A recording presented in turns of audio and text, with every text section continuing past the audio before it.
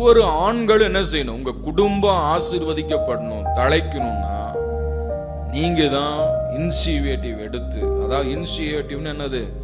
நீங்க தான் பிரயாசப்பட்டு முயற்சி எடுத்து குடும்பத்தை இழுத்துட்டு வரணும். இன்ஜின் தான் இழுக்கணும். ஆமென். இன்ஜின் தான் ட்ரெயின்ல, இன்ஜின் தான் என்ன செய்யுது? பெட்டிகளை இழுத்துட்டு வருது. லாஸ்ட்ல இருக்கிற காடு பெட்டி அது இழுத்துட்டு போகுதா? இல்ல, இன்ஜின் என்ன செய்யுது? இழுத்துட்டு கொண்டு வருகிற. அந்த போல ஒவ்வொரு ஆண்களும் உங்க குடும்பம் உருப்படணும்னா என்ன செய்யணும்? எழும்பணும். தூங்கிட்டு இருந்தா உருப்படாது. தூங்கி வழிஞ்சிட்டு ஜெபத்துக்கு வராம இருந்தீங்கன்னா என்ன செய்யாது? உருப்படாது.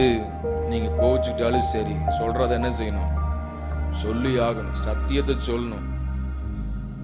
இந்த எல்கானா ரொம்ப எனக்கு இன்ஸ்பிரேஷனாக இருந்தது, உற்சாகமாக இருந்தது. இதை வாசிக்கும் பொழுது ஒரு மனிதன் முயற்சி எடுக்கலாம், அந்த குடும்ப ஆலயத்துக்கு வந்திருக்காது. ஆமே. சின்ன பையன்ல இருந்து குழந்தை இருந்து ட்ரெயின் பண்ணி அவன் எண்ணம், அவன் இருதயம் எல்லாம் எங்க இருக்கணும்?